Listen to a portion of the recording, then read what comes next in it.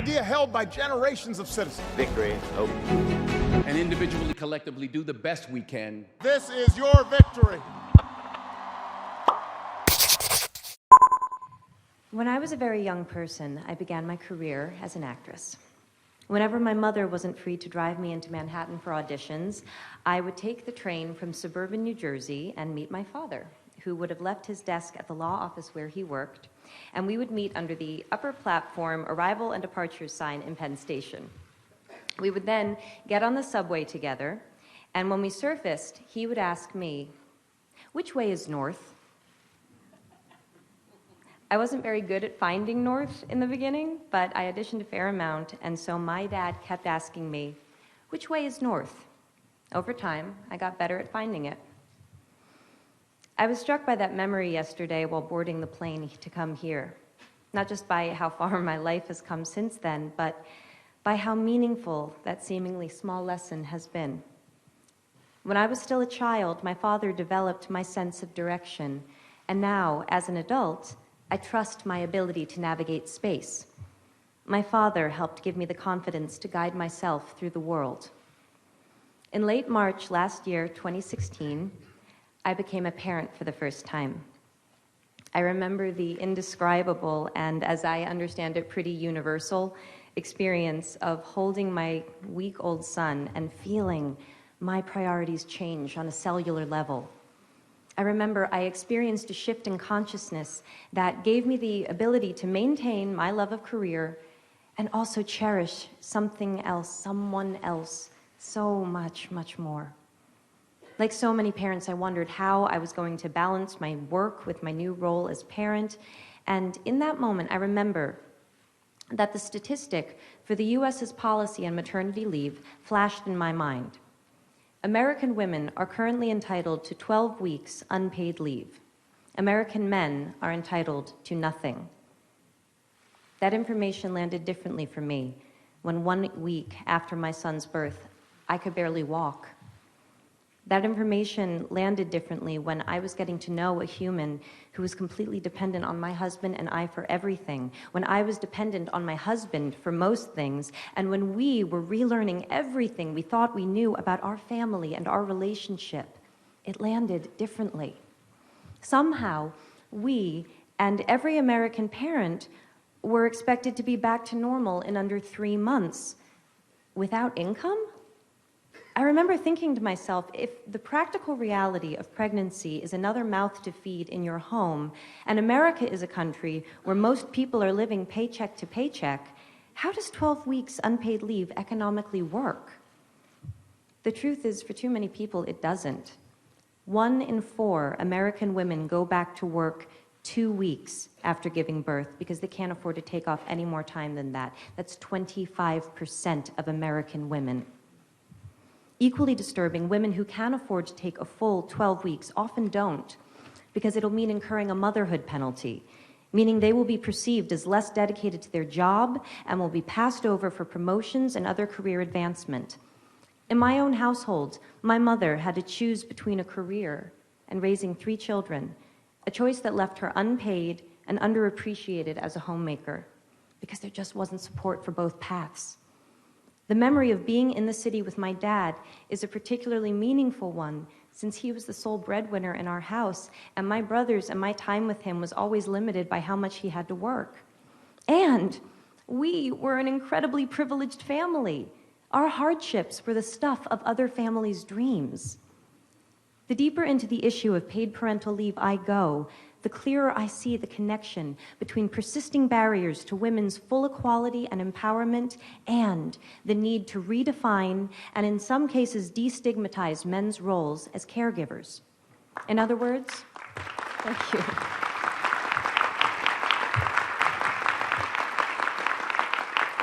In other words, in order to liberate women, we need to liberate men. The assumption and common practice that women and girls look after the home and the family is a stubborn and very real stereotype that not only discriminates against women, but limits men's participation and connection within the family and society. These limitations have broad-ranging and significant effects for them and for the children. We know this. So why Do we continue to undervalue fathers and overburden mothers? Paid parental leave is not about taking days off work. It's about creating the freedom to define roles, to choose how to invest time, and to establish new, positive cycles of behavior. Companies that have offered paid parental leave for employees have reported improved employee retention, reduced absenteeism and training costs, and boosted productivity and morale. Far from not being able to afford to have paid parental leave, it seems we can't afford not to. In fact, a study in Sweden showed that for every month fathers took paternity leave, the mother's income increased by 6.7%. That's 6.7% more economic freedom for the whole family. Data from the International Men and Gender Equality Survey shows that most fathers report that they would work less if it meant that they could spend more time with their children. And picking up on the thread that the Prime Minister mentioned, I'd like to ask, how many of us here today saw our dads enough growing up? How many of you dads here see your kids enough now? We need to help each other if we are going to grow.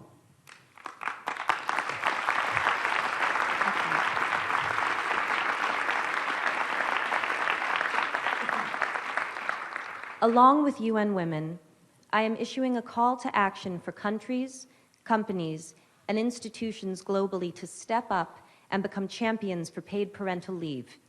In 2013, provisions for paid parental leave were in only 66 countries out of 190 UN member states. I look forward to beginning with the UN itself, which has not yet achieved parity, and whose paid parental leave policies are currently up for review. Oh, you're going to see a lot of me. Let us lead by example in creating a world in which women and men are not economically punished for wanting to be parents.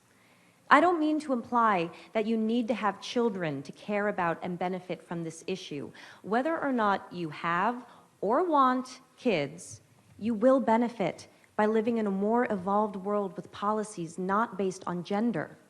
We all benefit from living in a more compassionate time where our needs do not make us weak. They make us fully human. Maternity leave or any workplace policy based on gender can, at this moment in history, only ever be a gilded cage. Though it was created to make life easier for women, we now know it creates a perception of women as being inconvenient to the workplace. We now know it chains men to an emotionally limited path, and it cannot, by definition, serve the reality of a world in which there is more than one type of family. Because in the modern world, some families have two daddies. How exactly does maternity leave serve them?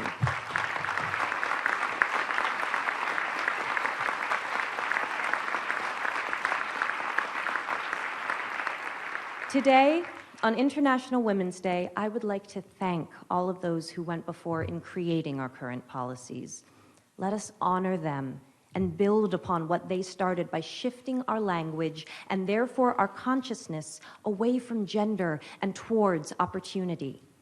Let us honor our own parents' sacrifice by creating a path for a more fair, farther-reaching truth to define all of our lives, especially the lives of our children.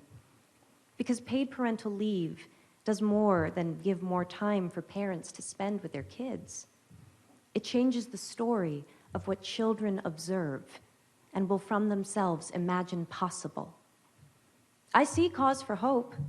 In my own country, the United States, currently the only high-income country in the world without paid maternity, let alone parental leave, great work has begun in the states of New York, California, New Jersey, Rhode Island, and Washington, which are currently all implementing paid parental leave programs.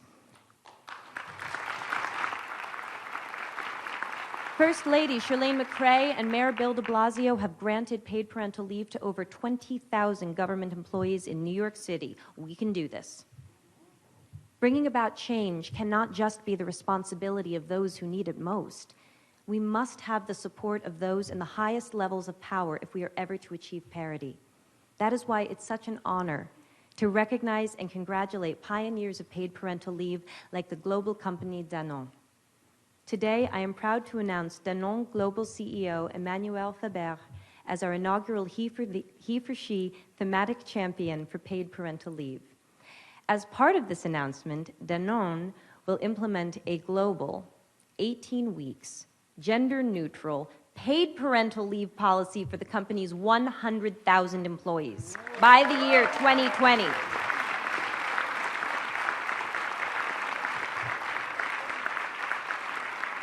Monsieur Faber, when Ambassador Emma Watson delivered her now iconic He for She speech and stated that if we live in a world where men occupy a majority of positions of power, we need men to believe in the necessity of change, I believe she was speaking about visionaries like you.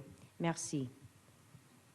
Imagine what the world could look like 1 generation from now if a policy like Danone's becomes the new standard. If 100,000 people become 100 million, 1 billion, more. Every generation must find their north. When women around the world demanded the right to vote, we took a fundamental step towards equality, north. When same-sex marriage was passed in the US, we put an end to a discriminatory law, north.